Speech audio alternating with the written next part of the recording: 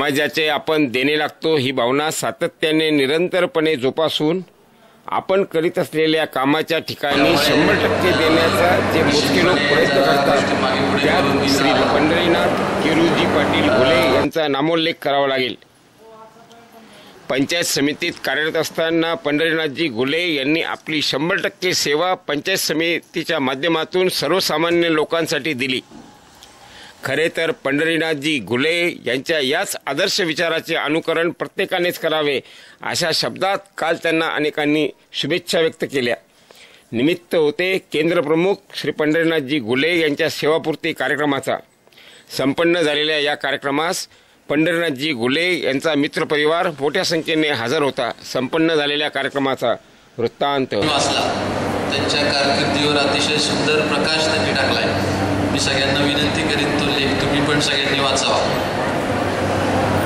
म्हणजे 1988 ते 2024 असं 24 वर्षांचं 34 वर्ष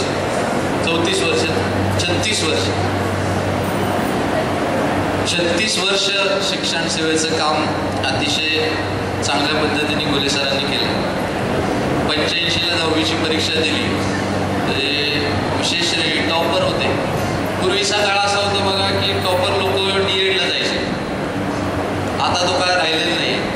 म्हणजे सगळ्यात हुशार मुली हे DEDला जायचे, बरोबर की तुम्ही जे आता रिटायरमेंटची मंडळी आहेत त्यांचा काळ होता, आता तो राहिलेला नाही। आता काय झालंय, ज्याला कुठंच ॲडमिशन मिळालं नाही तो DEDला जातो, ही वस्तुस्थिती आहे।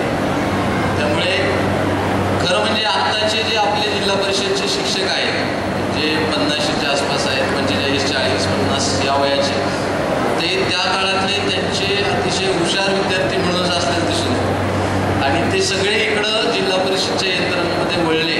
एक चांगली शिक्षकांची टीम आपल्याला याच्या निमित्ताने मिळाली, त्यापैकीच एक घुले सर आहेत।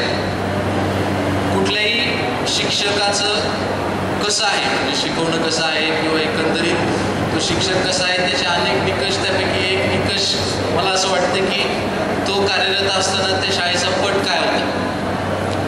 तर त्यामुळे आवर्जून इथं उल्लेख केलेला आहे की डिग्रसचा पट त्यांच्या काळामध्ये 395 गेला सगळ्या शाळांच्या। म्हणजे ही फार मोठी गोष्ट वाटते मला की जर तुमच्या काळामध्ये तिथल्या परिसरातल्या इंग्रजी शाळा जर बंद पडत असतील तर निश्चितपणे ती तुमच्या दृष्टीने चांगली गोष्ट आहे। तर मला निश्चितपणे त्यासाठी सुद्धा आदरणीय घुले सरांचा अभिमान आहे। आता 36 वर्षाची सेवा करून ते शैक्षणिक जीवनामध्ये शेकडो विद्यार्थ्यांना घडवून वैयक्तिक आयुष्यामध्ये निवृत्त होत आहेत। तर मला खात्री आहे की ते निवृत्तीनंतर पण शांत बसतील असं मला वाटत नाही, किंवा त्यांनी काहीतरी करत राहावं असं आम्हाला सगळ्यांना वाटतं।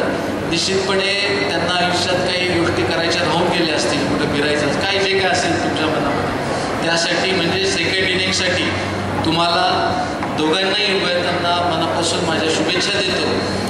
खूप सारे कार्यक्रमाला अध्यक्ष असतो की आजच्या काळामध्ये आपल्या प्रेमापोटी लोक इथं आलेली दिसतात, त्यामुळे पण एक आनंद व्यक्त करतो। एक छान सोहळा इथं आपण सगळ्यांनी आयोजित केला, आयोजकांचे पण अभिनंदन करतो आणि पुन्हा एकदा घुले सरांच्या सेकंड इनिंगला मनापासून शुभेच्छा देतो आणि त्यांच्या सर्व तस्मै श्री गुरवे नमः, तस्मै श्री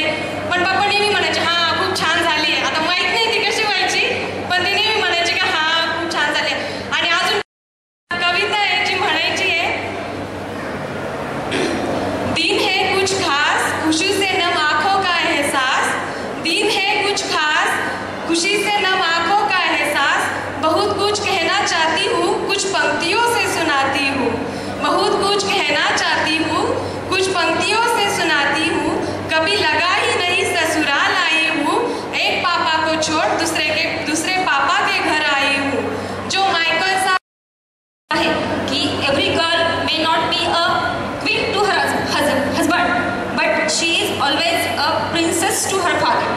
एक मुलगी जी असते ती एक स्त्री जी प्रत्येक स्त्री ही तिच्या नवऱ्यासाठी राणी असेल असं नाही, पण तिच्या बापासाठी ती नेहमी एक राजकुमारीच असते. आणि अगदी तसंच नातं आहे. हे मी जे बोलले ते इथे बसलेली प्रत्येक मुलगी रिलेट करू शकते की आपले पप्पा आपलं लाड म्हणजे एखाद्या राजकुमारीसारखंच करतात. तळहाताच्या फोडाप्रमाणे ते आपल्याला जपत असतात. आणि तसंच माझ्या पप्पांनी मला जपलेलं आहे. माझे पप्पा हे माझं बेस्ट फ्रेंड आहेत. हे मी खूप अभिमानाने सांगू शकते की असं म्हणतात मुली आईजवळ जास्त व्यक्त होतात, मनातलं खूप आईजवळ सांगतात. पण माझ्यासाठी मात्र असं होतं की मनातली कुठलीही गोष्ट असू द्या, पण मी ती एक मुलगी आहे म्हणून सांगू शकत नाही असं काही नव्हतं. तर ते मी सगळ्या गोष्टी पप्पांजवळच व्यक्त करायचे.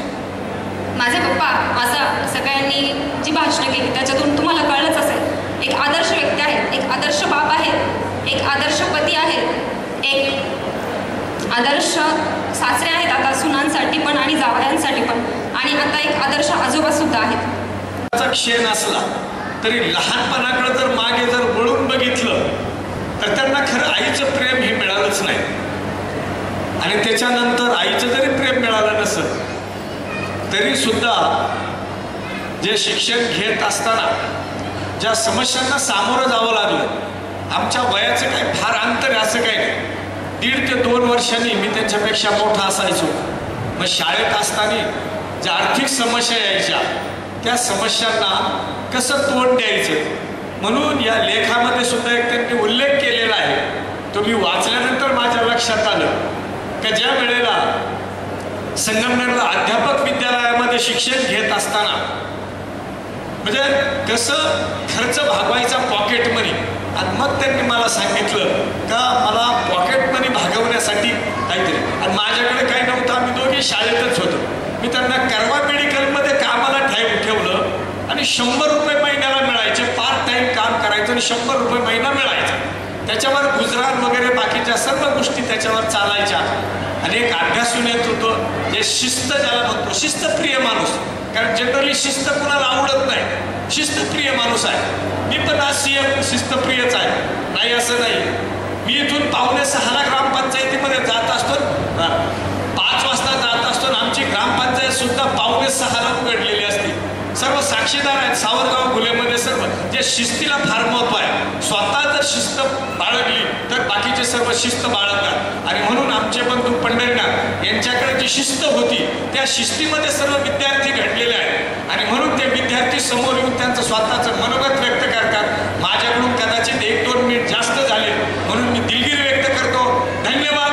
जय हिंद, जय भारत. अनेक वक्त्यांनी या ठिकाणी त्यांचा जीवनपट उलगडण्याचा प्रयत्न केला.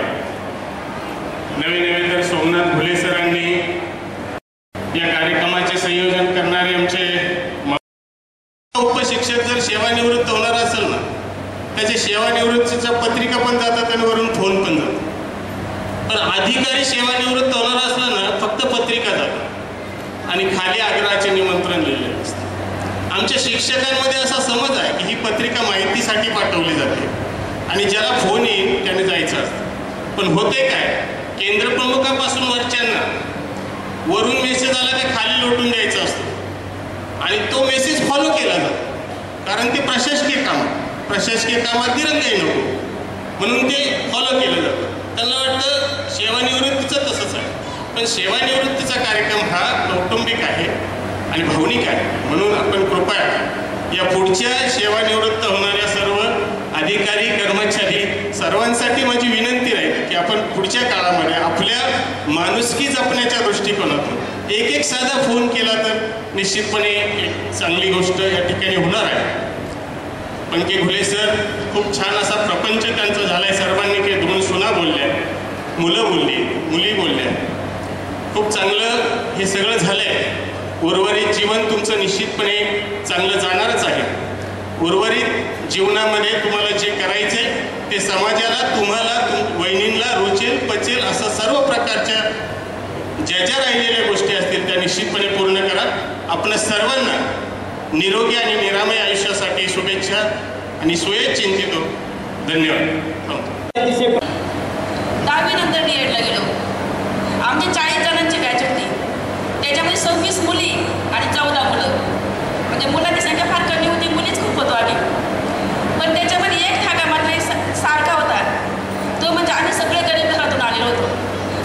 वर्षांनी त्या त्याला 18वी शोध आले ते काय म्हणतात ते आमच्याकडे पाहून मग त्यावेळेला कळलं असेल. आणि मग अशा वेळेला जेव्हा आमचे सगळेजण शिक्षण घेत होते, आम्ही काही घरून जाऊन येऊन करत होतो, काही रूमवर राहायचे. त्यातले भुले सर आणि त्याचे 2-3 मित्र रूमवर राहायचे. आताच मला सरांनी सांगितलं की कारवा मेडिकलमध्ये ते काम करायचे पार्टनरशिपमध्ये. आणि त्यावेळेला जेवणाची पंचायत असायची, कधी डबा येईल न येईल माहीत नाही. अशा वेळेला एक गंमत सांगते. त्यावेळेला की बघा आता व्यासपीठावर बसलेले इंद्रवान पावशे सर